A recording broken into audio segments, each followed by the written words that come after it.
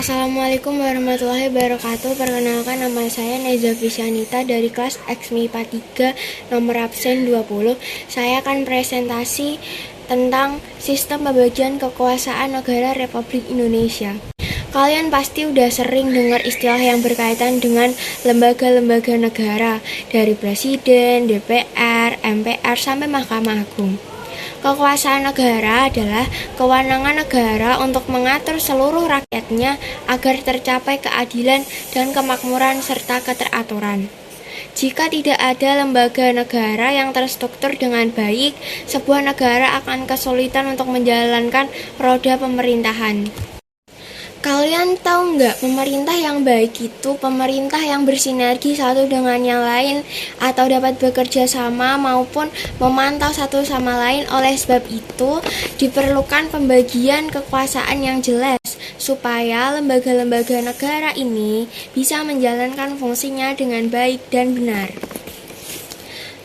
Pembagian kekuasaan negara menurut John Locke ada 3, yaitu legislatif, eksekutif, dan federatif. Eksekutif adalah kekuasaan untuk membentuk undang-undang. Eksekutif adalah kekuasaan untuk menjalankan undang-undang. Sedangkan federatif adalah kekuasaan untuk hubungan atau aliansi dengan negara lain. Ada juga pembagian kekuasaan negara menurut Montesquieu.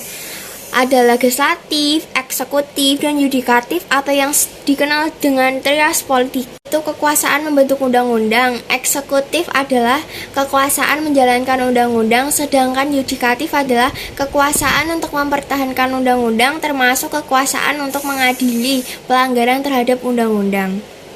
Indonesia membagi kekuasaan negara menjadi 3, yaitu legislatif yang dijalankan oleh DPR, eksekutif yang dijalankan oleh Presiden, dan yudikatif yang dijalankan oleh Mahkamah Agung dan Mahkamah Konstitusi.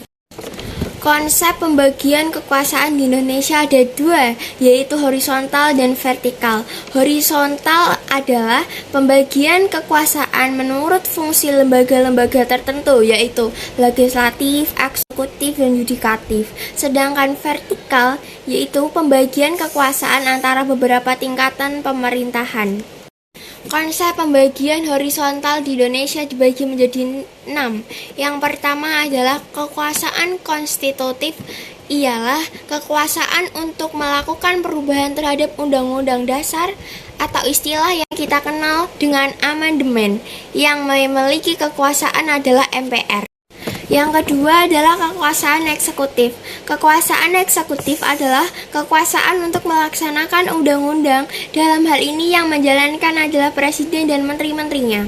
Yang ketiga adalah kekuasaan legislatif. Kekuasaan legislatif adalah kekuasaan untuk membentuk undang-undang yang dimiliki oleh Dewan Perwakilan Rakyat atau DPR. Yang keempat adalah kekuasaan yudikatif atau yang dikenal dengan kekuasaan kehakiman.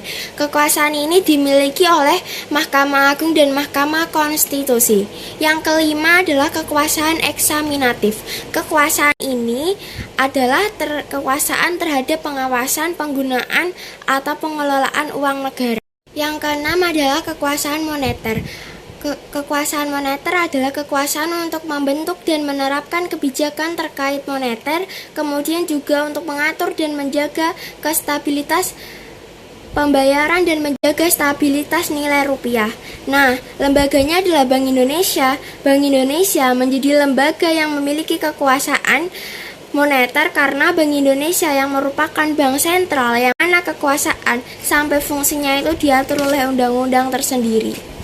Nah, sedangkan konsep pembagian kekuasaan vertikal di Indonesia itu sudah diatur dalam Undang-Undang Negara Republik Indonesia tahun 1945 dalam pasal 14 ayat 1 yang berbunyi, Negara Kesatuan Republik Indonesia dibagi atas daerah-daerah provinsi, dan daerah-daerah provinsi itu dibagi atas kabupaten atau kota, yang tiap-tiap provinsi, kabupaten, dan kota mempunyai pemerintah daerah yang diatur dengan undang-undang. Urutan urutannya adalah pemerintah pusat, pemerintah provinsi, baru pemerintah kabupaten atau kota.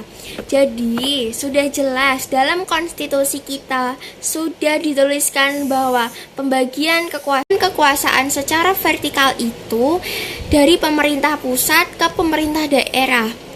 Nah, pemerintah daerah ini di tingkat provinsi dan kota atau kabupaten. Jadi di tingkat provinsi maupun di tingkat kota itu ada juga lembaga eksekutif, legislatif maupun yudikatif. Nah, misalnya nih di tingkat provinsi ada gubernur, kewenangannya tuh di eksekutif. Ada juga DPRD provinsi. Nah, sedangkan di kabupaten itu ada bupati dan DPRD tingkat kabupaten juga. Jadi berbeda-beda di setiap urutannya.